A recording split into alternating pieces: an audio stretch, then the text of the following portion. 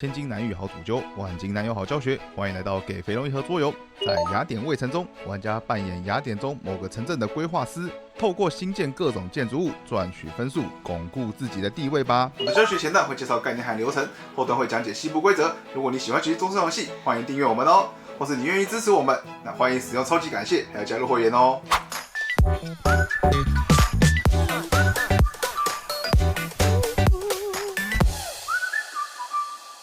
影片将以2人局为主，人数的变化会放于字卡。首先看到游戏中央的设置，将所有城市板块背面有3加或4的挑出来，这2种分别是3人以上或4人局时才加入。将剩余的城市板块洗混之后，每3个1叠，共叠11叠，然后在中央开出4张，这边是建造区，食材方块放到附近好拿处便可。接着每位玩家做以下的设置。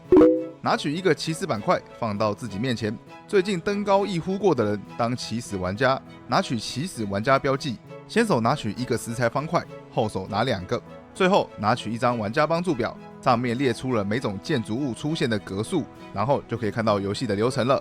游戏将进行12轮，每次交替轮次时都会耗掉1叠建筑板块，而每轮中玩家将会获得建筑板块，放到自己的城市中并进行拼放。当游戏结束后，玩家自己的城市中除了白色的格子外都有机会算分，分数高的人就是下一任的雅典规划师。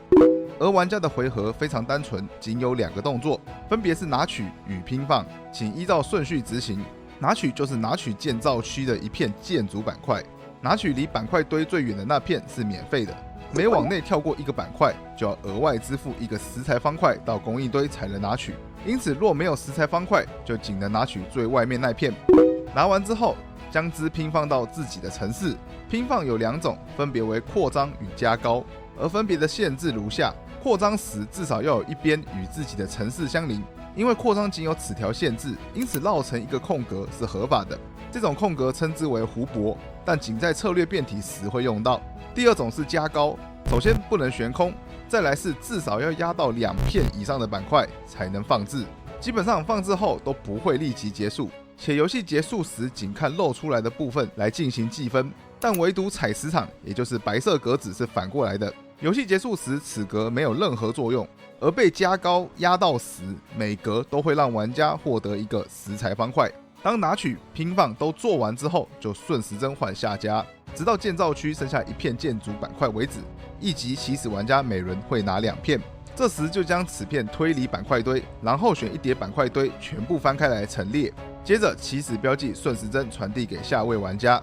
然后从新的起始标记拥有者开始继续拿取与拼放的流程。而当最终轮结束，也就是最后1叠被摊开且拿到剩下1片后，游戏就正式结束，开始进行算分。算分前要先搞懂，除了白色以外，每种颜色都有2种板块，一个是带有星星符号的广场，与没有星星符号的街区。每种颜色的算分方式相同，都是将有效街区格高度全部加总，然后乘上这种颜色的广场星星数总和，就是此色的得分。每种色的有效街区条件不尽相同，以下将进行解说。首先，住宅蓝色的居民因为喜欢群居，因此相连最大区块的蓝色街区才是有效的蓝色街区。而市集也就是黄色的商店喜欢独居，因此没有商人相邻的商人街区都是黄色的有效街区。而兵营红色的军队需要在外围保护市民，因此在最外圈的才是红色的有效街区。接着神庙紫色的神明应该被爱戴，因此完全被包围的才是紫色的有效街区。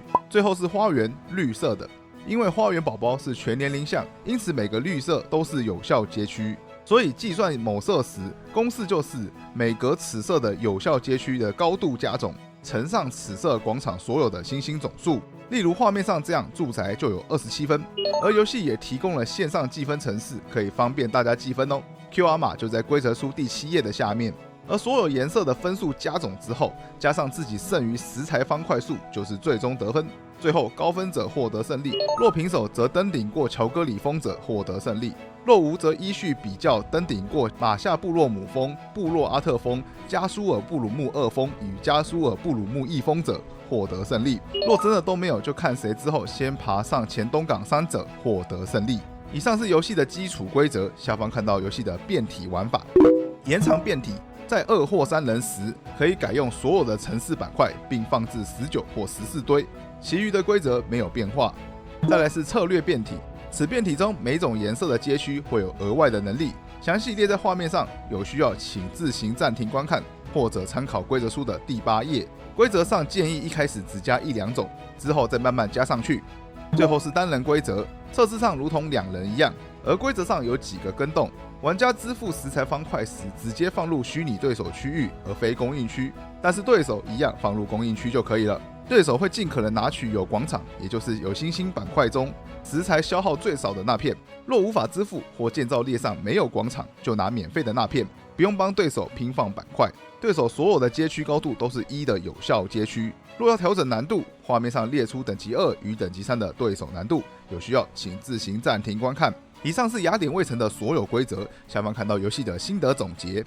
雅典卫城是款轻松的家庭游戏，基本上8岁以上就可以轻易上手。但游戏中每种颜色独特的算分方式，以及提供了3维空间的叠放法，因此游戏要玩得好，其实需要一点程度的计算。若桌友们再找一款可动脑又很适合推新的游戏，这款应该是个不错的选择。这次的教学就到这里，如果喜欢，请帮忙按订阅、喜欢和留言。每个礼拜2晚上给肥龙一合作的频道都会有新影片，那我们下次再见喽，拜拜。